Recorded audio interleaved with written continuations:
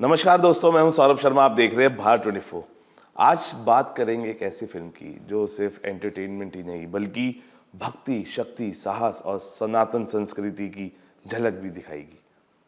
ये एक ऐसी फिल्म है जिसके अंदर इमोशंस हैं और वो इमोशंस जो आपके दिलों में बसते हैं, सिर्फ दिलों में ही नहीं, घर घर बसते हैं। जी, मैं बात कर रहा हूँ अनुमान अंश मूवी की और मेरे साथ मौजूद है director and the actor who is playing the lead. आपको बहुत बहुत स्वागत है भारत 24 में सर। सीताराम। अच्छा सर, आज के दौर में माइथोलॉजिकल फिल्में हम बहुत देख रहे हैं, कहानियाँ बहुत बन रही है। नीम करौली बाबा पे एक और फिल्म आई थी थोड़े टाइम पहले। आपको लगता है कि ये अभी वो एक अच्छा दौर है जहाँ पे हम जनरेशन्स को, हर जनरेशन को हम अपनी कहानियों से जोड़ रहे हैं और उन कहानियों से जो हमारे दिल में भी हैं और घर घर में भी हैं? तो मेरा मानना है कि पहली चीज़ तो हम अपनी हिस्ट्री को हम माइथोलॉजी हम बोलते हैं। मेरा मानना है कि हमारी हिस्ट्री हिस्ट्री ही है और हिस्टोरिकल फिल्म्स हम बोल सकते हैं उनको, हमारे अपने एंशिएंट टेक्स्ट पे बेस्ड, रिलीजियस सेंटिमेंट पे बेस्ड हमारी फिल्म्स हैं। स्पिरिचुअल फिल्म्स भी हम बोल सकते हैं। कंटारा जैसे फॉर एग्जांपल, बिल्कुल फॉर एग्जांपल हमारी महाअवतार नरसिम्हा करके फिल्म आई थी। तो और ये फिल्म खास तौर पे ये हिस्ट्री है क्योंकि हमने इस फिल्म को पूरे तौर पे हिस्टोरिकल एविडेंसेस को, हिस्टोरिकल रेफरेंसेस को पकड़ के ही पूरी फिल्म बनाई जी। जैसे 1931 का रेलवे अधिनियम है जो नीम करौली बाबा के ट्रेन के रोकने या उनके वजह से रुक जाने या ऐसा कहा जाता है। वो तो कभी अपने किसी भी मिरेकल का, किसी भी लीला का श्रेय अपने ले नहीं लेते थे वो, लेकिन ऐसा माना जाता है कि 1931 का जो रेलवे अधिनियम आया जिसमें कि साधु संत और फकीरों को ट्रेन में बिना टिकट चलने का उनको एक तरह का वो मिल गया कि अब आप चल सकते हो ट्रेन में। और दूसरी चीज़ है कि एक समय जो दौर चल रहा है जिसके बारे में हम बोल रहे हैं, क्या हुआ है कि 2020 से पहले जी जो माहौल था फिल्म्स का और जिस तरह के कंटेंट हम देखते थे, 2014 से पहले जिस तरह का हम कंटेंट देखते थे, उसमें एक बहुत मेजर शिफ्ट आना शुरू हुआ। कोविड के आने के बाद में एक जो हम जिस तरह का शोशा वाली फिल्म्स होती थी उनके प्रति जो हमारी पूरी जनरेशन थी जो उससे इल्यूजन थी जी, कोविड के आने से जिस तरह से लोग राइट लेफ्ट सेंटर, जिस तरह से लोगों के देहांत हुए और लोग कोविड की चपेट में आ गए, लाखों करोड़ों लोग दुनिया भर में मरे, उसकी वजह से लोग डिसइल्यूजन्ड हो गए उस तरह के सिनेमा से। कहीं ना कहीं सिनेमा उसके बाद में वापस पटरी पे उस तरह का सिनेमा आना थोड़ा सा मुश्किल हो गया। लेकिन जो इमोशन बेस्ड सिनेमा है, जो कल्चर बेस्ड सिनेमा है, जो रूटेड सिनेमा है, जो कहीं ना कहीं हमारी भारतीय संस्कृति के अराउंड जो सिनेमा बन रहा है, एक ही साल में कार्तिकेय, कंटारा, उसके अलावा कश्मीर फाइल्स, इस तरह की फिल्म्स एक साल के अंदर ही आती हैं और सारी ब्लॉकबस्टर फिल्म्स होती हैं। उसके अगले साल में भी कुछ इसी तरह की चीज़ें रिपीट होती हैं। तो एक तरह से एक पैटर्न के तौर पे वो चीज़ें बनना शुरू हो जाती हैं कि आपको लगता है कि हाँ यार, ये कुछ तो है जो लोग देखना पसंद कर रहे हैं। पारिवारिक फिल्में जो है ना, एक साल में ऐसी थी, विकी कौशल की, कार्तिक आर्यन की, वो पारिवारिक फिल्में भी चली। वो उतना अच्छा नहीं किया उन्होंने, लेकिन उन्होंने अच्छा किया। मेरा मानना ये है कि भारतीय संत परंपरा पर फिल्में नहीं बनाई जाती हैं डेलिबरेटली, या बनाई जाती हैं तो उनको नेगेटिव फॉर्म में दिखाया जाता है। वो आप बहुत सारी सीरीज़ हैं जो आप जानती हैं, इनका मैंने नाम नहीं लेना चाहता। तो मुझे ऐसा लग रहा था कि हमें भारतीय संत परंपरा के ऊपर हमें कहानियाँ बोलनी चाहिए। ये बहुत समय से लग रहा था, पर बाबा श्री नीम करौली के ऊपर कहानी बोलनी, क्योंकि उस कहानी से मैं खुद बहुत इंस्पायर्ड था और बहुत रिलेट कर पाता था और मैं उनको अपने गुरु समान मानता भी हूँ। जिस वजह से ये फिल्म एक समय पर आकर सुनिश्चित हो गया कि अब इसको बनाना ही है। मैं शायद इस बात से बहुत ज़्यादा अवगत नहीं था कि कोई एक और फिल्म भी बन रही है, लेकिन जब हमने फिल्म अनाउंस की उसके बाद हमको पता चला कि एक और भी फिल्म बन रही है। उनका भी अनाउंसमेंट हमारे बाद में हुआ, फिर एक और सीरीज़ का अनाउंसमेंट हुआ, फिर एक टेलीविज़न सीरीज़ का अनाउंसमेंट हुआ। तो इस तरह से श्री बाबा नीम करौली के ऊपर बहुत सारा कंटेंट, और मुझे ऐसा लगता है कि वो एक लाइन है, कहा जाता है कि हरि अनंत, हरि कथा अनंता। हर वो व्यक्ति जो अपने तरीके से उस कहानी को बोलना चाहता है, रामायण की कहानी लाखों बार बोली जा चुकी होगी, इस साल फिर से बन रही है। इसी तरह से श्री नीम करोली बाबा महाराज जी की जो कहानी है उसमें इतने सारे उदाहरण हैं कि आप ख़त्म ही नहीं होगा, इतने सारे हैं। तो मुझे लगा कि इस फिल्म का होना बहुत आवश्यक। लेकिन सर आदिपुरुष जैसी फिल्मों के बाद जो ऑडियंस है उनकी अपेक्षाएं भी बढ़ी है और संवेदनशीलता भी बढ़ी है, लेकिन क्या इस दबाव ने फिल्म बनाने के तरीके को कुछ हद तक बदला है? मुझे लगता है कि बहुत सेंसिटिवली ट्रीट करना, फिल्म को बहुत संवेदनशीलता के साथ में ट्रीट करना बहुत आवश्यक है। ऐसी फिल्म जब कोई भी फिल्म मेकर बनाता है तो वो तो यही सोच के बनाता है कि इसको सब मतलब हाथों हाथ ले लेंगे, everyone will be happy looking at my efforts and this thing. कोई ये तो नहीं सोचता कि इतना बैकलैश आएगा। तो जब वो बैकलैश आता है तो उसके आगे वाले जो फिल्म मेकर्स होते हैं, जो मेरे ऐसे फिल्म मेकर्स हैं, उनको एक सीख मिल जाती है कि कहीं आप इसकी संवेदनशीलता है उसको आप किसी जगह पे आप ताक पे नहीं लगा सकते जी। इस वजह से हमें बहुत फायदा भी हुआ है, क्योंकि हमें भी पता है कि हमें कौन सी लाइन पकड़नी है, हमें महाराज जी के कौन से एस्पेक्ट्स को कितने हद तक बोलना है जी। महाराज जी के चरित्र में भी जो उनकी बहुत सारी चीज़ें होती हैं कि जो आप सुनते हैं या बोलते हैं, किस तरह से बात करते थे, कैसे कैसे क्या करते थे, उसमें भी हमने एक बहुत संवेदनशीलता से बिना उनकी जो खूबियां थी चरित्र में, जिस तरह से वो बिहेव करते थे, जैसे हंसी मजाक करते थे, तो उसको हमने इनकलकेट किया है, बट कहीं भी हमने लाइन क्रॉस नहीं होने दी।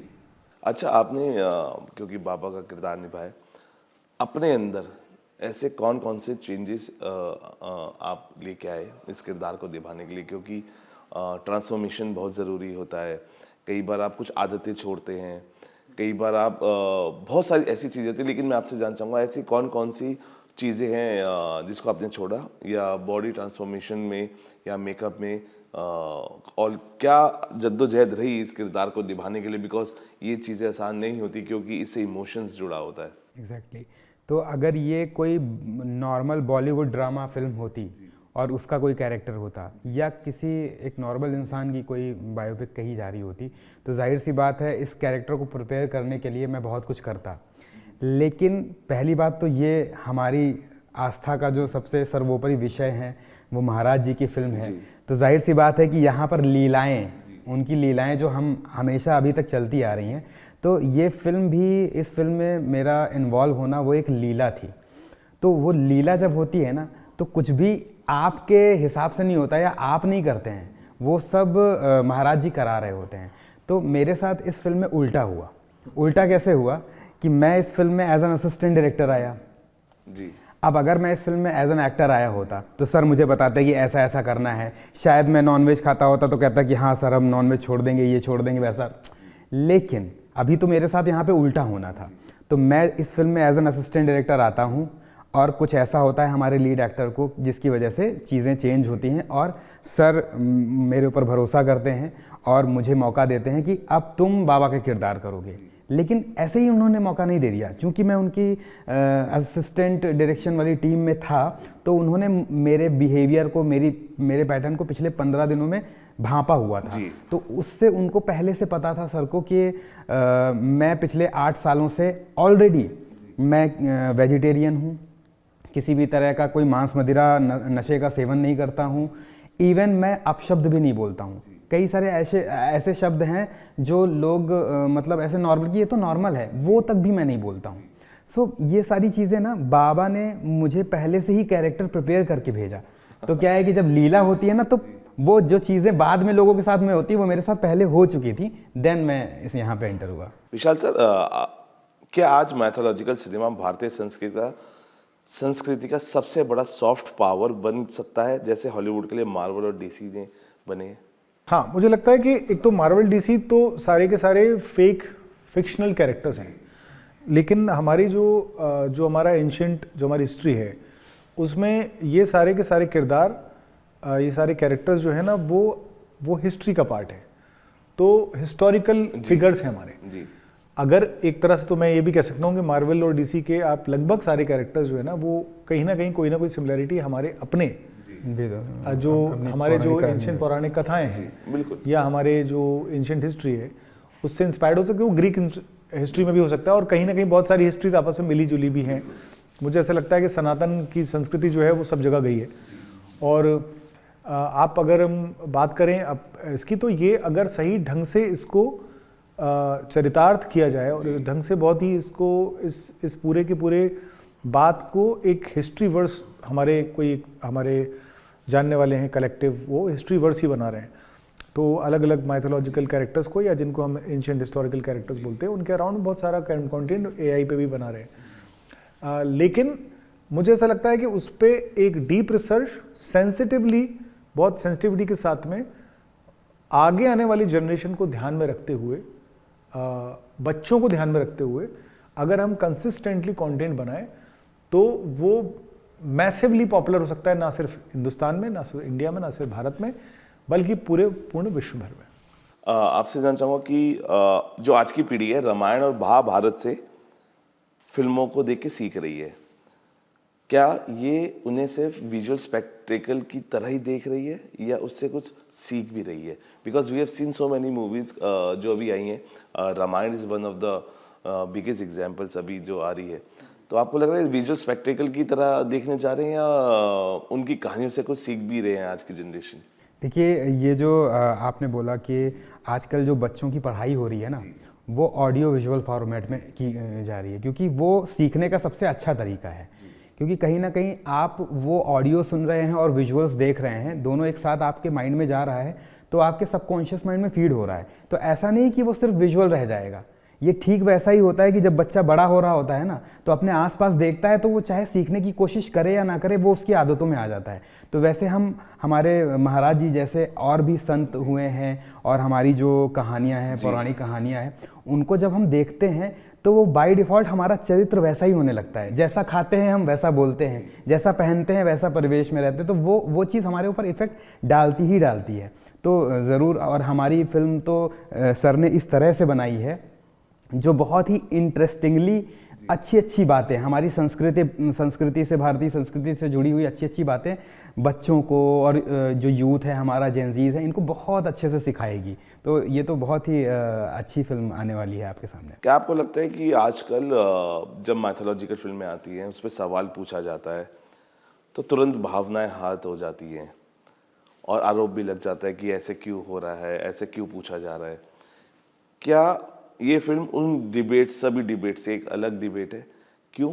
क्योंकि अभी सोशल मीडिया बढ़ा तो नीम करोली बाबा के लिए जाना, विराट कोहली जब गए तो लोगों ने और पहचाना।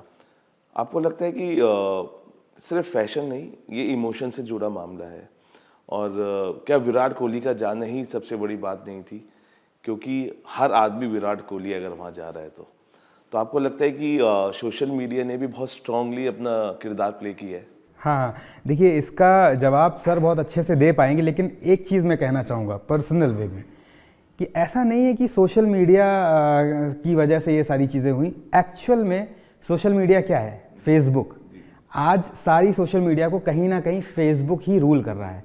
और मार्क जुकरबर्ग किसके शिष्य हैं? बाबा के। तो कहीं ना कहीं वो बाबा की ही प्रेरणा है जो हम सबको प्रेरित कर रही है। और जाहिर सी बात है कि केवल ऐसा नहीं है कि सोशल मीडिया का दिखावे में, जो आप कभी कैची धाम गए हैं? नहीं गए हैं। अच्छा, आपने कभी बाबा की फोटो अपने? जी बिल्कुल देखी। तो वो आपके ऊपर कैसा इफेक्ट डालती है? कुछ कहीं ना कहीं एक दिल में एक भावना आती है ना, तो बहुत लाइट फील होता है। यस, तो ये चीज़ है कि ऐसा नहीं कि केवल दिखावा है, वो हमारे ऊपर असर डालती ही है। और सांच को आँच किया, जितने भी लोग हैं सोशल मीडिया पे देख रहे हैं, उनको खुद ही पता है कि बाबा का क्या असर है, बाबा की क्या लीला है। तो वो चीज़ है। बाकी सर, लेकिन आपसे क्योंकि ट्रेलर में Virat Kohli, Anushka Sharma, Steve jobs, mark Zuckerberg और जूलिया रॉबर्ट्स जैसे नामों का भी जिक्र है। और अब तो ये सबको पता है कि ये सब वहाँ गए हैं, लेकिन वो एक ऐसी चीज़ जो आपने अपनी रिसर्च के दौरान इन सब से अलग समझी, देखी, और जो फिल्म के अंदर दिखाई देगी और वो सबसे ज़्यादा सरप्राइज करेगी? तो एक तो मतलब ये सब जो लोग हैं जिनको इंस्पायर नीम करोली बाबा ने किया, ये हमने ट्रेलर में बोला है। ये अगली फिल्म में, इनके अगली आने वाली फिल्मों में जो इसकी जो और फॉलो अप फिल्म्स होंगी उसमें इनके बारे में चर्चा होगी। पर हमने जो महाराज जी के अनदेखे और अनछुए या अननोन सॉर्ट ऑफ जो चैप्टर्स हैं, उन पे ज़्यादा ध्यान दिया है। तो एक्चुअली आपके लिए लगभग सारा ही फिल्म सरप्राइजिंग होगी, पूरी फिल्म ही सरप्राइजिंग होगी, क्योंकि हम उन स्थानों की बात कर रहे हैं जहाँ जिसके बारे में आपको ज़्यादा पता नहीं। हम गुजरा, जब वो 11 साल 13 साल की 13 साल की उम्र में जब वो महाराज जी अपना घर छोड़ के अकबरपुर में से चले जाते हैं, तो वो वावनिया नाम की एक जगह कच्छ में पहुँचते हैं, और वहाँ पे वो तालाब में 7 साल तक लगभग बोला जाता है कि वो उनको तलैया बाबा बोलने लगे थे, क्योंकि दिन भर वो तालाब में बैठ के ना वहाँ पे वो ध्यान करते थे, तालाब के पानी में बैठ के इतना पानी में बैठ के ध्यान करते थे। वो ट्रेलर में देखा भी है, वो आपने ट्रेलर में दिखाई दिया आपको जी। तो महाराज जी का कि वो उनका बचपन कैसा था, फिर वो वापस आए तो नीप करोरी में कितने चैप्टर्स हुए, वहाँ पे क्या क्या उन्होंने लीलाएं की, और लोग कैसे, उन्होंने कैसे लोगों को इन्फ्लुएंस किया, कैसे एक एक आदमी के जीवन में परिवर्तन किया, वो सब, प्लस खुद उनकी एक स्पिरिचुअल बीइंग जो इस तरह के वो संत बन गए, इतने बड़े संत हो गए, उनकी वो जर्नी क्या थी। तो क्या है कि एक संत की अपनी एक स्पिरिचुअल जर्नी जो होती है ना, अंतर यात्रा जो होती है, फिल्म 2 लेवल पे चल रही है।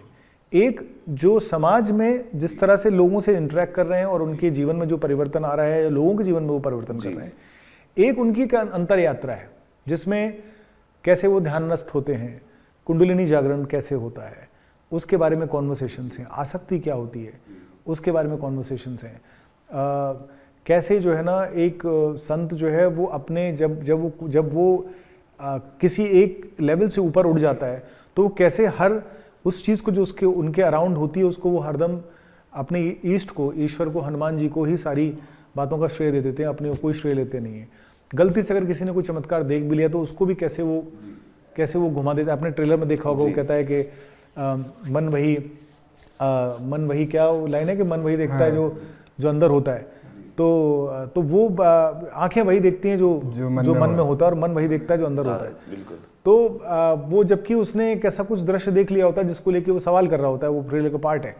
तो महाराज जी कैसे जो है ना वो अपने अराउंड जो चीज, तो फिल्म की विशेषता ही यही है कि फिल्म चमत्कारों की फिल्म नहीं है, फिल्म लीलाओं की फिल्म है जी। लीलाएं और चमत्कारों में बेसिक डिफरेंस जो होता है वो ये है कि चमत्कार आप एक समय इस मोमेंट पे करके दिखा रहे हो, लीलाएं को इंटरप्रेट करना पड़ता है क्योंकि वो ईयर्स में होती हैं। जी बिल्कुल। लाइक इनके ये इसने बोला कि 7-8 साल से, ये 10 साल से, ये भी एक तरह की अलग अवस्था में चल पड़े, तो रास्ता ट्राजेक्ट्री चेंज हुई। ये खुद श्रीवास्तव हैं, और श्रीवास्तव जनरली जो है ना आपको वेजिटेरियन उतने मिलते नहीं है, मतलब मिलते हैं ऐसा कुछ क्षमा करिएगा जिसको होते हैं, लेकिन मैं खुद ही सरप्राइज हो गया। इसने बोला नहीं मैं वेजिटेरियन हूँ। अरे मैंने कहा अच्छा, ये तो तब तो कास्टिंग का कोई रिलेशन था नहीं। और ये अच्छा पता चला हनुमान बख्शी, अरे महाराज जी के बारे में ये भी खूब अपने बातें करे, मेरे परिवार में ये मेरे मौसा जी ऐसा सब बताता था अपना। तो एक क्या होता है कि हम जब किसी चीज़ को सोच रहे होते हैं कि ये हम डिसाइड कर रहे हैं और ऊपर वाले ने कोई दूसरी रचना रची होती है, इसको हम रचना रचते बोलते हैं ना, कि ऊपर वाले ने कुछ और लिखा होता है। तो जो लिखा बोला जाता है ना, ये लीलाओं के लेवल पे होता है। महाराज जी और उनके व्यक्तित्व में और उनकी सबसे खास बात यही थी, और इस फिल्म की सबसे खास बात यही है जो आपने बोला कि उससे ज़्यादा क्या आपको स्पेशल मिलेगा। Train incident by the way बहुत स्पेशल मिलेगा आपको, ट्रेन इंसिडेंट देखने में मजा आएगा।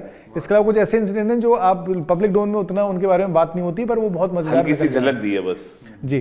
तो सबसे लेकिन खास बात उसमें यही है फिल्म में कि महाराज जी आध्यात्मिक रूप से जुड़ने के अलावा भावनात्मक रूप से कितना जुड़ जाते थे अपने उनके साथ में, लोगों के साथ में।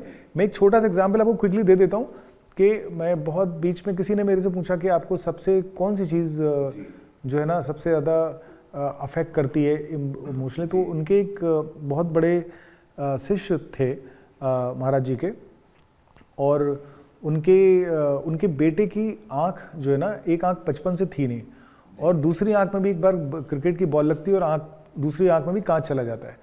तो वो जब दूसरी आँख में भी जो है ना कांच चला जाता है तो ऑलमोस्ट अंधे होने की कगार पे पहुंच जाता है।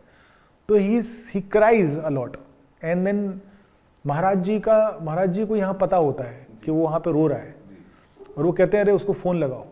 तो पुराने समय में जब फ़ोन लगाते थे तो बीच में एक व्यक्ति होता था जो कनेक्ट करके फ़ोन देता था। अब वो कैसे हुआ पता नहीं, महाराज जी ने फ़ोन उठाया और सीधे उनको फ़ोन लग गया। ये भी अपने आप में लीला है, मतलब अब क्या ही बोला जाए। वो फ़ोन उठाते हैं, कहता है अरे तू रो रहा है, तू रो मत, इसको जो है ना सीतापुर मत लेके जाना, इसको तू अलीगढ़ लेके जा, क्योंकि सीतापुर ले गया तो सीतापुर वाले तो इसकी आंख फोड़ देंगे, ठीक है, ऐसी बात करते थे, फोन रख देते। इधर पे फोन रखते हैं और फिर वो रोने लगते हैं महाराज जी, कह रहे वो मेरा जो है ना शिष्य रो रहा है। तो वो इतने भावनात्मक रूप से लोगों को जोड़ते थे, लोगों के लिए इतना कर देते थे कि भैया मतलब आप अनबिलीवेबल लेवल पे जाके चीजें करते थे। तो इसलिए मेरी फिल्म में, हमारी फिल्म में भावनाएं सबसे प्रमुख है। बिल्कुल। और प्रेमानंद जी ने कहा था कि कोई ऐसा चरित्र निभाता है अगर, तो उसको खान पीन चरित्र ठीक होना चाहिए, अभिनय करने वालों को पहले कुछ दिन पहले साधना करवानी चाहिए, कुछ दिन संतों की तरह रहना चाहिए, उनका जीवन जीना चाहिए, उस आचरण को भी अपनाना चाहिए। नहीं तो भारी नाटक दिख सकते हो लेकिन वो सत्यता कहाँ से नहीं ला पाओगे। मैं इसका आपको जवाब लगता है कि इसका जवाब मैं दूंगा जी। तो ये जब बात हो गई जी। प्रेमानंद जी महाराज ने बात बोल दी, और तो हम देख के बड़े आश्चर्यचकित भी और हम बहुत खुश भी हुए। खुश इसलिए हुए, प्रसन्न इसलिए हुए क्योंकि आप ये काम तो हम पहले 6 महीने पहले कर चुके थे, मतलब हम फिल्म तो उनके बोलने के 6 महीने पहले शूट कर चुके थे। तो आप बिलीव नहीं करेंगे कि अभी जैसे मैं पिछले 4 महीने से मैं खुद फलाहार पे हूँ, मैं अन्न सब्जियां वगैरह कुछ नहीं खा रहा हूँ, फलाहार पे और ड्राई फ्रूट्स और मिल्क पे हूँ। हम जब सेट हमारा था, ये तो वेजिटेरियन था, सेट भी हमारा वेजिटेरियन था, हमारे सेट पे कोई गाली गलौच नहीं होता था, सब कुछ चेतावनी दी गई थी कोई अल्कोहल नहीं पिएगा, छुप के भी जाके नहीं पिएगा, किसी ने पी ली तो उसके साथ में कुछ तो हो जाता था, तो सब डरने भी लगे कि भैया यहाँ पे कुछ तो चल रहा है। आप ऊंची आवाज में बात नहीं कर सकते, गालियां नहीं दे सकते, जबकि फिल्मों के सेट पे गालियां सबसे आम चीज होती है, मतलब वो हर सेकंड में कोई ना कोई किसी को गाली दे रहा होता है, क्योंकि गालियों के बिना काम नहीं हो रहा होता। लेकिन हमारी बिना हमने गालियों की फिल्म बना पाए। तो जो प्रेमानंद जी महाराज ने जो भी बोला वो इसके चरित्र में वो चीजें थी, इसलिए ही मैंने कास्ट किया जी। तो कहते हैं कि संतों की वाणी जो है ना वो हरदम सत्य ही होती है। तो अगर उन्होंने पास्ट के बारे में भी बोला, उनको पता नहीं है ये बात, पास्ट के बारे में बोला तो भी उन्होंने वही सत्य बोला जो हम मतलब ऑलरेडी कर रहे हैं।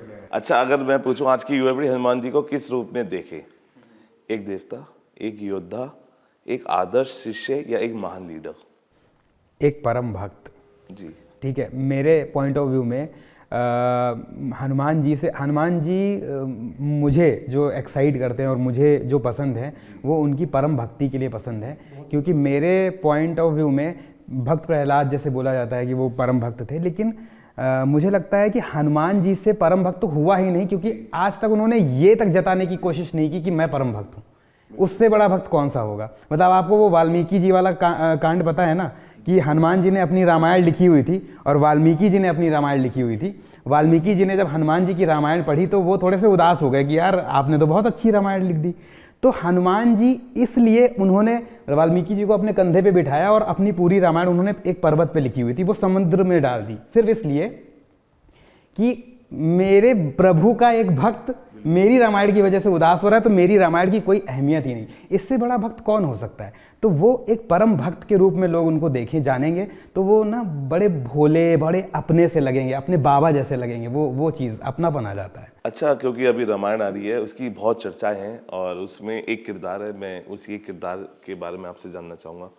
हनुमान जी का एक किरदार है जिसको सनी देओल निभा रहे हैं, क्योंकि अगर बहुत ही रिस्पॉन्सिबिलिटी से किरदारों को लिखा जाता है, दिखाया जाता है, आपको लगता है कि कई बार बहुत सारे इमोशंस हर्ट होते हैं क्योंकि वो उस इमोशंस से देख रहे होते हैं अपने उस किरदार को।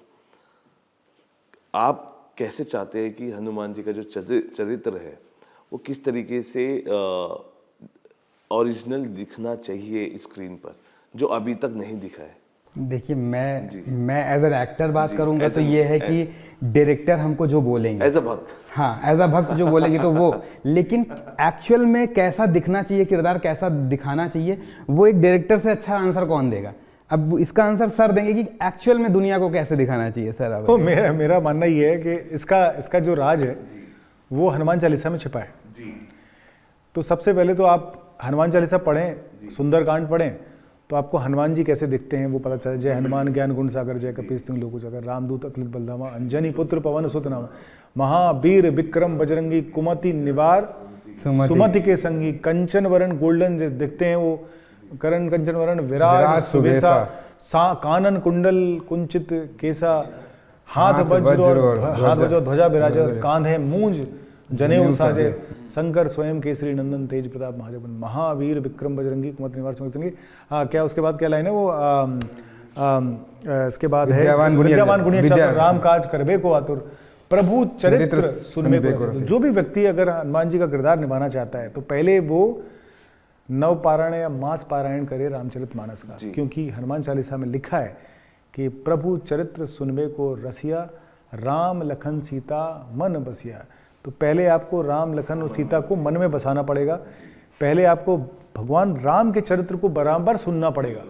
मास पारायण पे मास पारायण करे, रामचरितमानस का पाठ कॉन्स्टेंटली करे, खुद करे, करवाए, सुंदर कांड खुद पढ़े और देखे कि भैया कैसे माता सीता। अभी इसमें आगे आप अगर थोड़ी और चालीसा में अगर जाएंगे तो फर्दर आपको पता चलेगा कि प्रभु मुद्रिका मेल मुख माए, जगत लांग गए अचरज नहीं, दुर्गम का जगत के।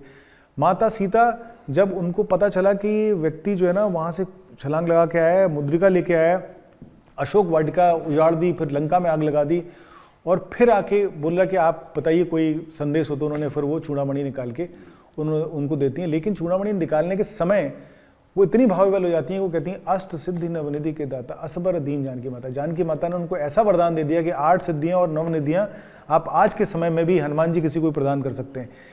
ये कितना बड़ा, अगर ये आप इन एस्पेक्ट्स को नहीं समझेंगे कि क्या संबंध है उनका भगवान राम के साथ में और माता सीता के साथ में, कैसे वो उनको अपना पुत्र मानते हैं, कैसे वो भरते ही सब भाई बोल दिया उन्होंने। तो जब तक आप इन एस्पेक्ट्स को नहीं समझोगे, आप हनुमान के चरित्र को मुंह में एक वो कुछ रख के वो करते हैं ना कि उसका मुंह फुला देते हैं और वो बॉडी को ऐसा बिल्ड कर देते हैं, ये सब एक्सटर्नल चीजें हैं। योग जो है ना, अष्टांग ऑफ योग जो है ना, वो यम नियम प्राणायाम आसन प्रत्याहार, 4 चीजें एक्सटर्नल होती हैं, फिर इंटरनल चीजें, असली चीजें इंटरनल होती हैं। तो आप पहले क्या आप राम के कैरेक्टर को समझते हैं, चरित्र को आप सुनते समझते हैं। दूसरा क्या आप हनुमान के कैरेक्टर को क्या इंटरनलाइज कर रहे हैं। यदि आप इंटरनलाइज कर रहे हैं तो आपका पहला स्टेप शुरू होगा। इस बात से मैटर नहीं करता कि आप कौन से एक्टर हैं, क्या नाम है आपका, कितने बड़े हैं, कितने भारी दिखाई देते हैं। क्या आप हनुमान के चरित्र को इंटरनलाइज करना चाहते हैं, क्या आप समझना चाहते हैं कि उनका संबंध रामायण के काल के साथ में क्या है, उनका संबंध क्यों वो धरती पे आए थे, क्यों शिव स्वरूप जो है ना स्वयं धरती पे आए और क्या नाम है जो है वो पार्वती जी को पूंछ के रूप में लेके आए स्वयं भगवान शिव।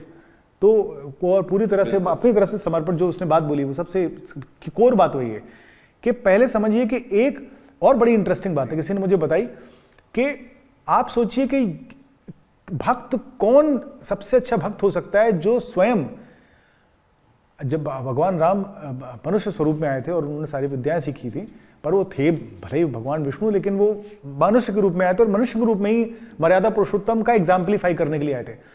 हनुमान जी उनसे कहीं ज्यादा शक्तिशाली थे। हनुमान जी कुछ भी कर सकते थे, वो यहाँ छलांग लगा के वहां चला सकते थे, वो सूर्य को खाने चले गए, कुछ भी कर सकते थे। वो संजीवनी के लिए पूरा पर्वत उठा के लेके आए, इतने शक्तिशाली थे। पर वो झुकते किसके सामने थे? जिसको उन्होंने अपना इष्ट मान लिया है, भले ही वो उससे ज्यादा शक्तिशाली, लेकिन जो व्यक्ति स्वयं सर्वशक्तिमान होने के बाद भी अगर वो किसी जिसको वो इष्ट मानता है उसके पैरों में अगर वो चढ़ने को तैयार है, समर्पित करने को तैयार है, उससे अच्छा एग्जाम्पल भक्त का क्या हो सकता है। बिल्कुल। तो भक्त शब्द की पराकाष्ठा, भक्त शब्द का सबसे अच्छा स्वरूप अगर आपको कहीं समझना है तो हनुमान जी समझते, इसलिए वो इतने अपने लगते हैं। अच्छा, इसका ही एक्सटर्नल एक सवाल है और उसके बाद फिर आपके जिस तरीके से जो मैजिक हैपन हुआ ऑन सेट्स उसकी बात करेंगे। क्या आपको लगता है कि कुछ कहानियां इसलिए पीछे क्योंकि उसमें आस्था से ज़्यादा VFX और बॉक्स ऑफिस नंबर्स का प्रेशर है, या फोकस ज़्यादा VFX और उस पर है और आस्था उसमें कम दिखाई देती है कहानियों में? ये मतलब थोड़ा सा टेक्निकल सवाल है। VFX और ये AI और ये सब टेक्निकल सवाल है, ये तो डायरेक्टर जाने। लेकिन जो मुझे ऐसा लगता है कि जब भी कोई इस तरीके की फिल्म बनती है उसमें क्या पीछे रह जाता है क्या नहीं।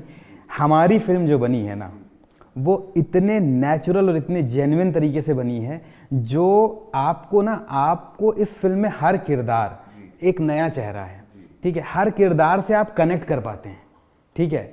तो वो चीज़ है ना कि इसमें एक वो जो ठेठपना है ना, एक वो जो मिट्टी से निकली हुई जो एक कहानी है ना, वो वैसी नज़र आती है। तो ये इस हमारी फिल्म की बहुत ही अच्छी बात है। बाकी टेक्निकल वाला आंसर मैं मतलब हम तो यही प्रयास था, हमारे पास उतने पैसे नहीं थे कि हम वीएफएक्स और उस पर इतना खर्च कर पाए। दो हमारे वीएफएक्स पे भी काफ़ी तारीफ हो रही है हमारी, आपने ट्रेलर देखा है, आपको कहीं वीएफएक्स में कमी नज़र नहीं आई होगी। वीएफएक्स का मेरा ऐसा मानना है, वो पर्सनल मानना है इसका, मेरा किसी भी फिल्म को इंडिकेट नहीं कर रहा हूँ मैं जी। मेरा मानना है कि सबसे पहले कहानी के तौर पे आपको शूट करना चाहिए जी। जो लोकेशंस आपके पास में हैं, जो आपको लगता है कि जो रियल लोकेशन पे आप शूट कर सकते हो, उसको आप रियल लोकेशन पे पहले शूट करो। पहले भावनात्मक रूप से पहले फिल्म को बनाओ। आप इस जल्दबाजी में और इस पॉइंट ऑफ व्यू से आप नहीं देखना शुरू करो कि इस पे वीएफएक्स होगा तो क्या होगा, इसको यहां शूट कर देते हैं इसलिए क्योंकि वीएफएक्स पे शूट करना, कॉर्पोरेट की तरफ ना जाइए यार।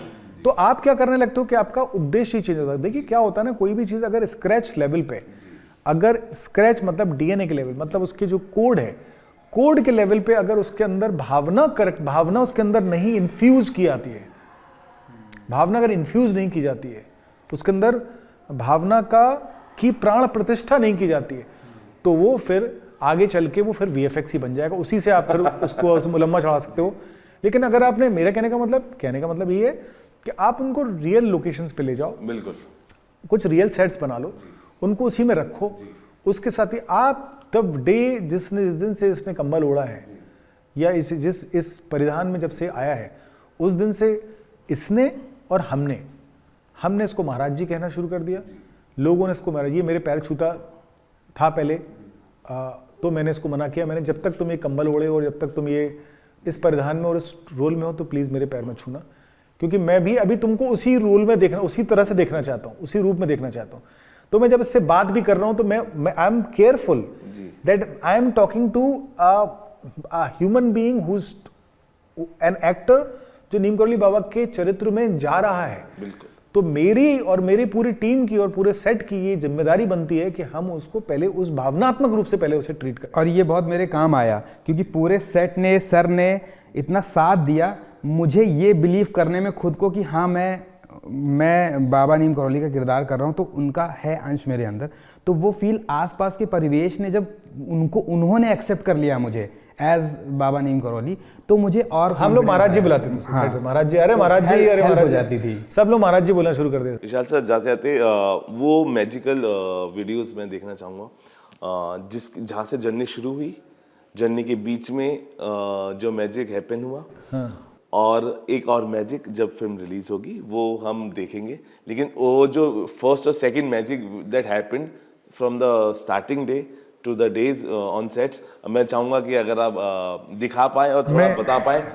हाँ जी, मैं एक तो सबसे पहले दिखाऊंगा आपको कि ये हमारे जो प्रोटैगनिस्ट हैं, आपको भी दिखाया मैंने, ये दिखाया क्या? जी बिल्कुल, ये दिखाया था क्या? ये दिखाया था मैंने। हाँ, तो ये एक तो देखिए कितने ऐसे दिखते थे ये महाराज जी का जो अर्ली एज जिसमें हमने फिल्म में दर्शाया है, और कितने ज़्यादा इनके ये क्लोज दिख रहे हैं। इसके अलावा मैं आपको 2-3 चीज़ें और दिखाता हूँ। ये जो एक लंगूर है, जिस दिन हम हनुमान जी की मूर्ति की स्थापना कर रहे थे, उस दिन ये लंगूर कहीं से आते हैं, और कहीं से आते हैं वो भी कहानी है, पूरी की पूरी रिकॉर्ड हुई है कहानी वो। ये देखिए इनके साथ में बैठे हुए हूँ, पूजा कर रहे हैं, ठीक है। और इसके अलावा आपको दिखाता हूँ कि ये जो है कैसे जो है हर फ्रेम में कैप्चर हो रहे हैं। ये अपने आप आया, हमारा प्रसाद उठाया उन्होंने पहले, फिर ये हमारा सेट पे शूटिंग चल रहा है। अभी आप देखेंगे अगले ही मिनट यहाँ आके बैठे हुए हैं, ये देखिए इधर बैठे हुए हैं। मैं आपको थोड़ा सा आगे करके दिखाता हूँ उसको, ये देखिए दिख रहे हैं। हमारा प्रसाद लेके हनुमान जी की मूर्ति के ऊपर बैठ गए हैं। इसके बाद हमने और एक जगह पे जो ना एक छोटा सा और, हाँ ये इधर पे आ गए, देखिए दूसरी जगह हमने कैमरा लगाया तो दूसरी जगह आके बैठ गए। तो ये 2 दिन तक हमारे सेट पे थे जब हमने महाराज जी की गुफा का निर्माण का सीन शूट किया, और जिस दिन हनुमान जी की मूर्ति की स्थापना शूट किया, वो 2 दिन के बाद में कहाँ गायब हो गए किसी को पता नहीं, कहाँ से आए थे पता नहीं। ऐसे बहुत सारे मैजिक, बहुत सारी चीज़ें ऐसी फिल्म में अलग अलग समय पे होती रही हैं। और हमारे फिल्म शूट करने आने के बाद में भी बहुत सारे ऐसे इवेंट्स हुए हैं सोशल मीडिया पे जिस तरह से लोगों ने रिसीव किया फिल्म को। आपको पता ही होगा ऋषभ शेट्टी और अद्विशेष ने, अभी जय हनुमान भी आ रहे ऋषभ शेट्टी, उन्होंने हमारा ट्रेलर ट्वीट किया, बहुत सारी प्रेस भी लिखी उन्होंने इसके बारे में। एक डॉक्टर है, यंग डॉक्टर है फ्रॉम राजस्थान, उसने 50,000 बार राम राम लिख के उसने हमारा पोस्टर को पूरा उसने क्रिएटिवली वैसे का वैसा पोस्टर हमारा बनाया। वो हमारे पास में, मैं आपको वो सारी चीज़ें दिखाऊंगा तो आप काफ़ी समय निकल जाएगा। एक हमारे दिल्ली के ही बहुत बड़े फेमस पेंटर हैं, उन्होंने कीबोर्ड की जो स्विचेस जो होते हैं ना, जो वेस्ट होता है, ये इसीलिए फेमस भी हैं। इन्होंने उस वेस्ट के साथ में ये पोस्टर इतना ह्यूमन साइज, मोर बिगर देन ह्यूमन साइज इन्होंने बनाई पेंटिंग। ऐसे करते करते इतना सारा इकट्ठा हो गया मटेरियल कि हम ओवरवेल्म ने कि हम क्या क्या दिखाएं, क्या क्या ना दिखाएं। तो ये सब होता तब है जब लोग भावनात्मक रूप से आपके साथ में रिलेट हो जाते हैं। सर ये तो वो मैजिक था जो आपने देखा, बट एक वो मैजिक है जो अभी अनदेखा है, which will be in the theatres. जब बाबा जी को देखने लोग आएंगे, अपने दिल से भी जुड़ेंगे और सभी घर वालों को लेके आएंगे, क्योंकि ये कनेक्शन सिर्फ युवा वर्ग के लिए नहीं है, ये हर उम्र के लोगों के लिए जिनकी आस्था जुड़ी हुई है बाबा से, और जिन्होंने सुना है, मुझे लगता है कि उनके बहुत सारे सवालों के जवाब ये कहानी दे पाएगी। और जिस तरीके से आपने इसको कहानी को पुराया, मुझे लगता है कि इसका एक पूरा यूनिवर्स धीरे धीरे टाइम टू टाइम रिलीज़ होगा और हम बाबाओं की उन कथाओं को देख पाएंगे जिनके बारे में आज तक सुना है, और उन सच्चाइयों को समझ पाएंगे जो सच्चाई अभी तक शायद हमने नहीं सुनी है। बिकॉज बहुत सारी कहानियाँ ऐसी होती है जो मैजिकल होती है, लेकिन जब वो मैजिक थिएटर्स में आता है, सच्चाई और ईमानदारी से लिखी हुई कहानी की मैं बात कर रहा हूँ, तो वो मैजिक एक ऐसा मैजिक होता है जिसको आप देख भी पाते हैं और फील भी कर पाते हैं। तो 7 अगस्त उस मैजिक के लिए आप तैयार रहिए, जो मैजिक विशाल सर ने शायद आपको नहीं दिखाया, लेकिन वो खुद देखना चाहते हैं उस मैजिक को अपनी ऑडियंस के रूप में। प्यार दीजिए, आइए, देखिए और हिम्मत बढ़ाइए उन कहानियों की जिनकी सच में आज के युवाओं को ज़रूरत है। फिलहाल अभी के लिए इतना ही। आप बने रहिए भारत 24 के साथ।